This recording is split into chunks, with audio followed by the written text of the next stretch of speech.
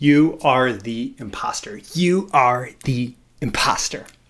If you play the game Among Us, or you have kids like me, like I do, who play the game Among Us, then you probably recognize that language. It's the new sensation sweeping the nation, or maybe I'm a dad, so by the time I'm aware of it, it's old. But it's certainly a game that is popular with my kids. And even though I'm actually making this video to talk about feeling the imposter syndrome when you are trying new things in life, I figured I would open by joking about this game. So if you're playing the game, you're in the spaceship and you get assigned a role of either being a crewmate or an imposter. Crewmates have to go around and not get killed while they complete tasks around the spaceship. And the imposters have to go around and pretend to complete tasks, but actually kill people without getting caught doing it. And there's all these meetings to figure out who's an imposter and who's a crewmate and so on. And it's a fun game. It's a cool game. It's like a lot of party games that I like to play with secret identities. But the reason that I'm talking about the imposter in the first place is because I got this question from one of my subscribers. It says, how do you get over imposter syndrome and actually start a business? How do you get over imposter syndrome and actually start a business? Why do I get so close to my goal of starting a business and not take action? And that's from Dave. Dave, you are not alone. So many of us have tried to achieve something new, tried to accomplish something new. And then we get stuck. We get stuck right before we can cross that starting line. And it's a very real feeling, this imposter syndrome. And it's something that hopefully I can help you get through today. I want to share something with you. See, I got the trusty whiteboard marker here. I want to share something with you. And it's something that I've taught with before. And it's from Dan Sullivan. And it is the 4 C's model. Dan Sullivan from Strategic Coach. And he teaches this. And I think it's a really great way to think about confidence. And confidence is kind of the opposite of the imposter syndrome. So we're all going for confidence. And confidence, we'll put it over here. We're all going for this confidence, right? But we don't get to confidence if we do not first get to competence. Competence is being competent at something, knowing how to do it. So competence gets us to confidence. Now, when you feel like an imposter, when you're trying something new, when you're trying to launch your business and you're feeling like an imposter, it's because you're hoping to have this confidence and you're not there yet. You're not there yet. You're still somewhere else on this journey. And it's probably because you recognize that you don't have a lot of competence yet. You don't have a lot of competence yet. And so you don't have confidence. And that's completely natural. But where does that competence come from? Well, that competence comes from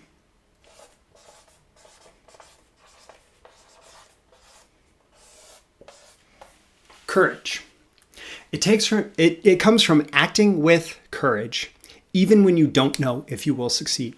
It comes from acting with courage when failure is possible and even likely.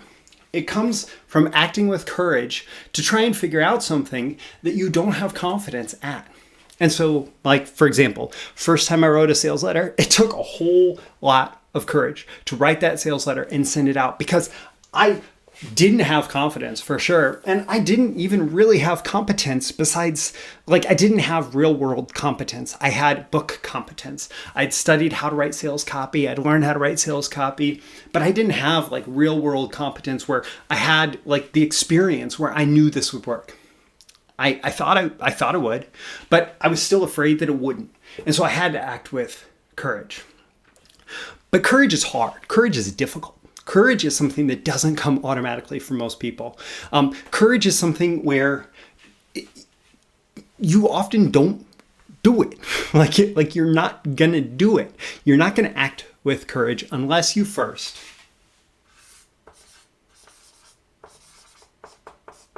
commit. You have to commit to taking the action that you don't know if you will succeed. Once you commit, then you act with courage. You take the commitment and you say, listen, whether or not this succeeds. Like, I know that this could fail. I know that this is likely to fail. I don't know that this is going to succeed. But I'm going to commit to doing it anyway. I'm going to try. I'm going to try because I would rather have tried than have not tried. I would rather know that I tried and failed than not know what would have happened if only, if only, if only. So you commit to take action. And then you have to act with courage because you don't know if you're going to succeed. You have to act with that courage because you don't know what the outcome is going to be. But you're going to act with that courage and you're going to gain experience. And that experience is going to give you competence. Now, if in life, sure, you're probably going to fail at a lot of things. I fail at a lot of things. And you act with courage and you fail and you actually gain competence when you fail. You learn, oh, that didn't work. Whoops, that didn't work for me. Maybe I should try something else. And so you act with courage again and you gain competence because, oh, that did work. Oh, that didn't work. That did. Ooh, pretty soon I have like, these things don't work. These things do work. Maybe I should do more of the things that don't work and less experimentation with the things that didn't, right? And that's competence. That's competence that comes from both success and failure. And the more of that you develop, the more confidence you get. Now, around this whole thing, we're going to call this the imposter threshold. Because throughout your life, you've done a lot of things where you committed consciously or unconsciously to taking an action. You acted with some level of courage to actually try it. You developed some competence. And as you develop that competence, you gain some confidence. And if you want to stay inside this threshold of imposterdom or whatever, you can just go from confidence into, oh, I'll commit to doing some more things like I've already done, right? But that's going to keep you locked inside this. You'll never have to face that imposter syndrome because you actually know, oh, I'm acting with I'm acting from this place of confidence. But let's say you want to do something bigger. Well, something bigger is out here with a brand new commitment.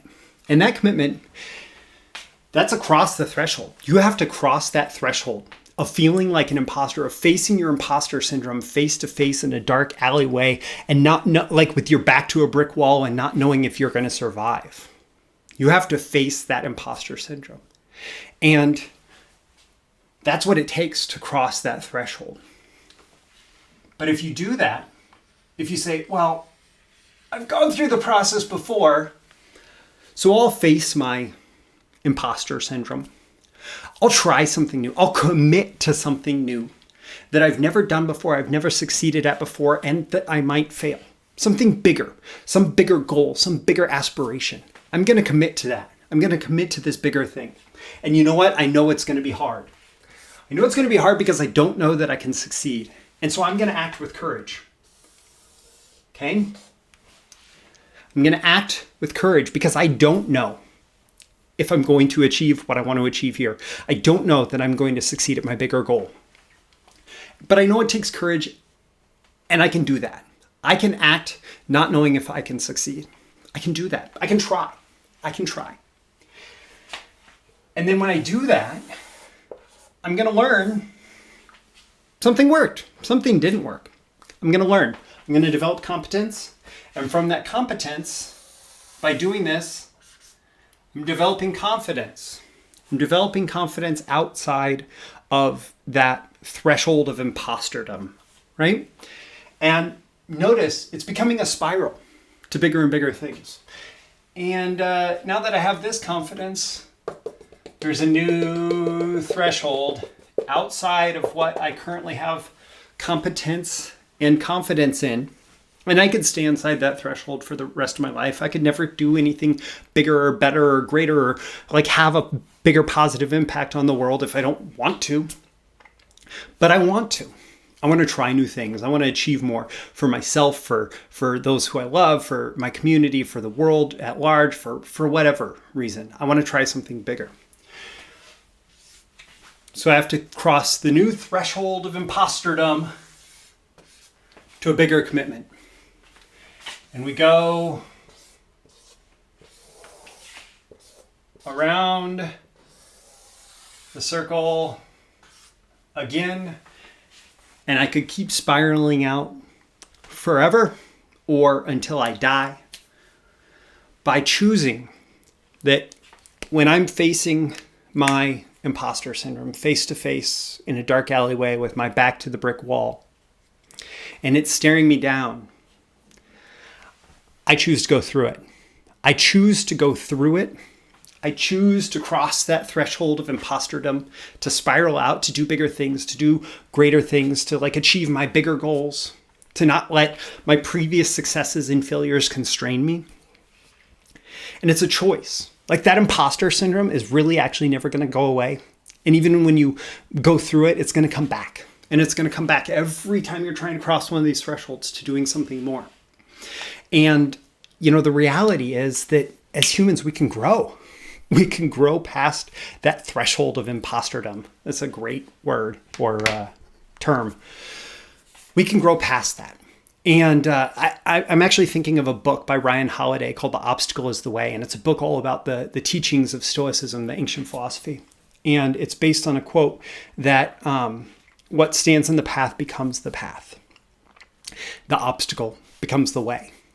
That oftentimes the things that are difficult for us, if we choose to go through them instead of getting over them or getting around them or whatever, if we choose to go through them, that is actually the most powerful path that we can take. And so don't try to get over imposter syndrome. Actually use it as a guidepost. The imposter syndrome is telling you where your greatest opportunity lies. It's the threshold that you have to cross if you want to achieve bigger things. If you want to experience the life that you desire, you're going to have to cross that threshold. And you're going to find that threshold, you're going to keep finding it. The more you do, the more you achieve, the more you stretch yourself, the more you grow, the more you're going to be faced with having to get through it again and again and again. But the obstacle is the way. That which stands in the path becomes the path. Your imposter syndrome is actually showing you where you can achieve and develop confidence. But you have to go through the cycle first. You have to commit to facing it. You have to act with courage. Even when you don't know that you can succeed, you develop competence through learning, through succeeding and failing. And then you develop confidence as you do this.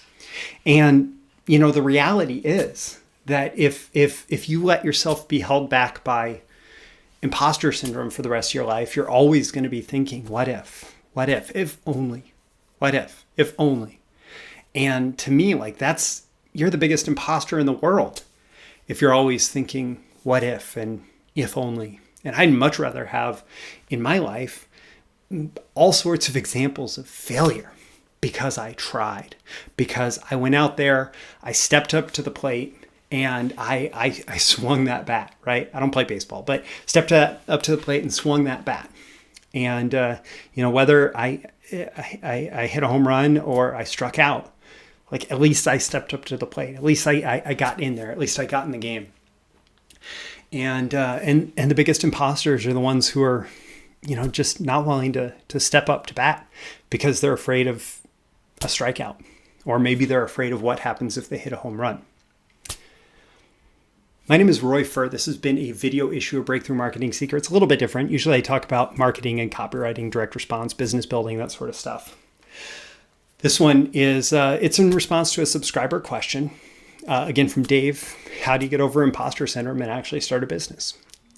And I hope that you found it valuable. I'd certainly love if you'd leave a comment below. Let me know on a scale of 1 to 10 how valuable you found it and why. What's your biggest takeaway? How are you going to approach your life and work differently because of watching this? Also, click that like button before you go so you get more content like this delivered to you, as well as so the magical algorithms of the internet know to share it with people like you who will find it valuable. You can certainly share it with folks you think would find it valuable as well.